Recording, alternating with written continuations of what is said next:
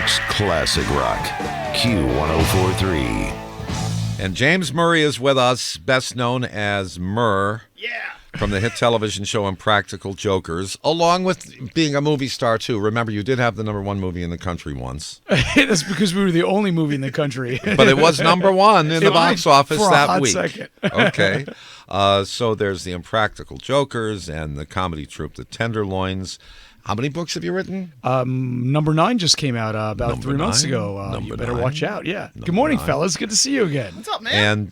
And you've got some live shows I want to, talk about in just a moment. But first, Okay. I love trains. I knew you did.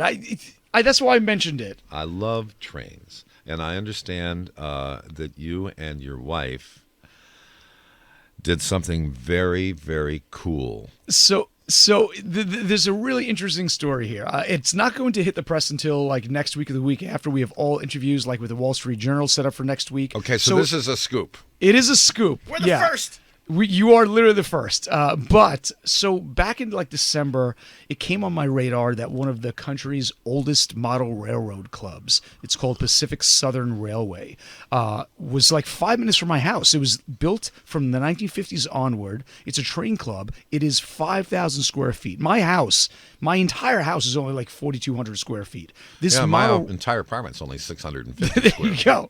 So the railroad is built into a basement of a house in Rocky Hill, New Jersey, but it's bigger than the house. They knocked down a foundation wall and kept going into the yard and built a roof on top of it. It is a professional model railroad. It's been building since 1952, and it's these guys that have just been dedicated to the cause for decades now. It's a nonprofit, and it's been passed down from 3 generations of family members, the house, and that have just let this model railroad club go into the house every Wednesday night and keep building and building and building. And once a year they open up to the public, and they've for 75 years been donating all their proceeds to the fire and EMT in Rocky Hill, New Jersey. And the third owner died, and his widow was forced to sell the house. And she's going to move down to Texas to be with her family. And she's 76 years old now. And most of the train club members are well into their 70s or 80s. And they were looking for a unicorn. They're looking for somebody that would come in to save buy the house and would still let the Model Railroad Club come in every week multiple times to operate the trains and so on and so forth. And the night before it came onto our radar, hit the Wall Street Journal, the press, and the night before it went up for public sale, my wife and I bought it and are now, we bought it the night before it was forced to be sold, and it hasn't hit the press yet. It'll hit next week and the week after, but we're still going to allow the train club to use the house. They're in there right now. We're going to make it even bigger and better than before, opening up to the public every year to come in to see the trains, and it's wild. So now I'm a permanent chairman of one of the oldest train clubs in America. It's called Pacific Southern Railway. So the Pacific Southern Railway has been saved. Yeah, and we're redoing the website. It launches next week. It's called pacificsouthern.org. So starting next week, you'll be able to go onto their website and become a member, a virtual member or in-person member, or just donate to, it's a 501c3, Have you ever seen photos of Rod Stewart's layout? Yes, it's unbelievable. And he built it all over the course of many, many years, including he built the buildings. Yeah. It's just astonishing. You got to become a member, Jim. And now, as someone who's saved the Pacific Southern Train Club, that gives you something in common with Neil Young. There you go. Because Neil Young saved Lionel. Did he? Yes. When they were about to go under, Neil Young bought them. No way. Yeah. So you're saying to keep them alive. Wow. When they do the Mount Rushmore of train model clubs, railroading. Neil Young and Murr next to each other. Right. Well, I'm no Neil Young, but and our listener Alan Zalazzo, we'll have him up there too. Yeah, you have to pull up pictures, man. The website currently is being redone. It'll be relaunched next week, but it's wild, and these guys are so dedicated. They build everything from scratch. They've been doing it for decades. It's incredible, and I'm a huge model railroad buff. And all my trains were in my basement of my house. I didn't have the space to build them. I took them when my parents passed, and from their old house, and they're just in my basement. But now I moved them to this new house, and my wife and I are going to run our Alzheimer's charity out of there. She's running her candle company, 95 candles, out of the house too. It's great. Well, I never had room, but my next door neighbor when I was a little kid, Mr. Brandley, Yeah. he was from Switzerland, and in his basement he built Switzerland. No way. With the railroad. Wow. He built the Alpine mountains Yep. and the little towns, and I mean it was just absolutely stunning. For a kid, it's paradise. Like No. it's this stokes your imagination for sure. Do you like big trains too? I do. Yeah, my first novel, Awakened, my first trilogy takes place in the New York City subways because I'm obsessed with trains. you Okay. know? Yeah. Well, So cool. that's why I mentioned Subway Al. He'll be up there with Neil Young and Murr on the Mount Everest of trains. Now, Mount Rushmore. But Mount Rushmore, right? What did I say? Everest. Well, Isn't that where people because freeze? that's a bigger mountain. nice save. That's Jim. a bigger mountain. Good save. Okay, you're filming season 12 of Impractical Jokers. We are. Yeah, I go right to set after this. Did you ever imagine? No, it's crazy. It's still going. We were filming at the Yeti store yesterday in Madison Square Park, working as reps there, sales reps, and still going. We finished season 12 in September. It starts on TV, I think, in July, and still having fun doing it. Okay, now your live comedy show, Murr Live, the Errors Tour, not the Eras Tour, that the sounds- Errors Tour. Very clever. Thank you. And you have 2 shows coming up pretty soon. 2 local shows. The Paramount in Huntington. I've never been there, but I'm told it's beautiful. Oh my theater. gosh! It's amazing. It is a great rock venue, and but they have a lot of comedy acts that perform there as well. And it's got an amazing. It's next Friday night, May 16th. It's in Huntington, the Paramount Theater. Not only is the venue amazing, but also underneath the entire footprint of the venue is one of the coolest speakeasies in the country. It's the entire width and length of the theater, and it's just got hidden rooms, everything you want. Billy Joel is always in there, popping in. He's a member of the club. He'll just start playing the piano, and it's just a great venue and great after party afterward. And then on June 29th, the Count Basie Theater for the Arts in beautiful Red Bank, New Jersey. Another great venue. You've been there before? Yes. Wild, great venue, good energy. great Renovated crowd. in like the last 4 or 5 years. It's amazing. So people who know you from the Impractical Jokers have, a certain image in their head.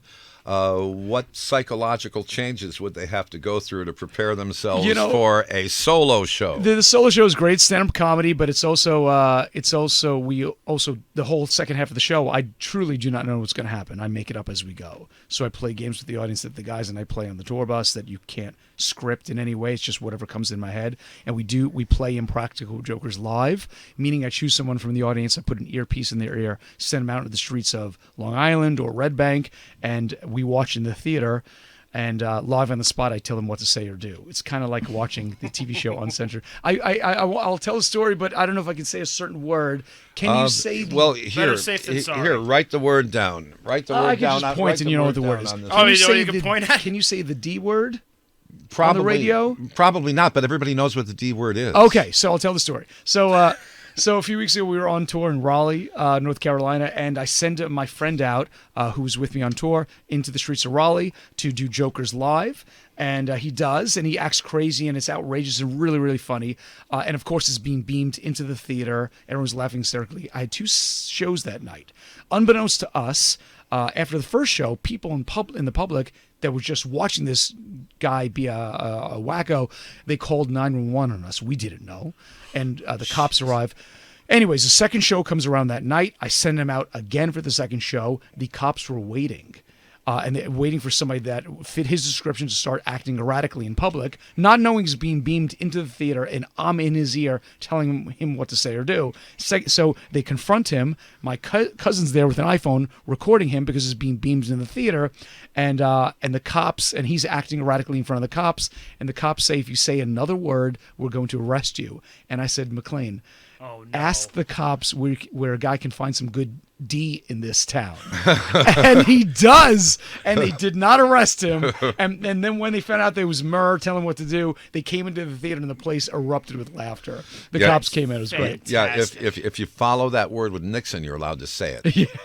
Exactly. It all depends. Yeah, we can find some good Richard in this town. Yeah, it all depends on context. It all depends on context. So half the show is improvisation? Yeah, the first half is stories from my life that errors of judgment because of impractical jokers I've made, and the second half is we make up as we go. Well, did you have errors in judgment before Impractical Jokers came around? Yeah, well, I think I'm the only person in history that has been kicked off the Ring Doorbell network because when I got married, I bought those Ring security cameras, and what they don't tell you is that you download the app and it alerts you all day long of any jerk in the neighborhood that wants to post to the network that says, be careful, there's a accident on dead deer on the side of the road on US 1, or watch out, speed trap on whatever.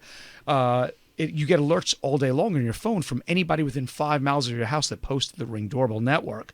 But when my wife and I moved to Jersey, we saw this, and it's anonymous. It doesn't tell you who the neighbor is. It just says your neighbor 0.3 miles away. And I thought it was hysterical. So my wife and I started posting on the network all the time. Like, we'd get drunk, we'd open a bottle of wine, we'd go onto the Ring Doorbell network and start posting alerts just to mess with the neighbors to see what we could get away with, because it's anonymous. So it was so much fun. We were doing it every single night, posting alerts to the Ring Doorbell network to mess with the neighbors. And a month into living in my house in Princeton, New Jersey, I got contacted by the Ring Doorbell network, and they kicked me off. They took away. I had to buy Nest cameras instead. So that's what you and your wife do after a bottle of wine. Yeah, that, and we drunk DM celebrities. We just did it the other night. We had a birthday party for me, and we sent drunk video messages on social media. We drunk DM'd a number of celebrities. And it'll go one of 2 ways, one of 3 ways. Either they'll ignore it, or they'll write back, or they'll block me. Oh, that's hilarious. They're always fun messages, but we're always a little lit. But like, what was the message, like an example of what you would put on the Ring? Like Sasquatch scene in this area? Like I recorded a video. Like, I got an alert saying, "Watch out! There's a black bear in the neighborhood." So then I recorded a video. I had Sal years ago gave me a bear costume, so I had my cousin put on a bear costume, and I used the video footage from my Ring Doorbell of me going up and trying to get into my house as my cousin in a bear outfit attacked me, and I said, "Be careful! The bear is on the loose." Okay, well, can't people figure out that? No, there's always one. There's always one that ruins it. I'm the guy that ruined the Ring Doorbell network. All right. Well, May 16th, that's coming right up. Paramount in Huntington. June 29th, Count Basie Theater in Red Bank.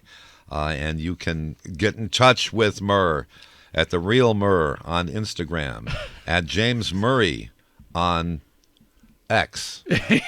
Sure. Be careful, I might DM you. No, I have here on Twitter. Yeah. There is no Twitter. There's no Twitter anymore. Is no That's Twitter. old information. But are you still there? It's yeah, still I am. It's still at James Murray. Yeah. Okay, and at James Murray Jokers on TikTok. And you can get your tickets at murlive.com, and check out pacificsouthern.org. The website relaunches next week, where you can become a member of the one of the oldest train clubs in America. Well, I want to go and visit that. Please do. And thank you for visiting us. It's great to see you, Jim. Okay, it's Murr. It's James Murray here at Q104.3. New York's classic rock, Q1043.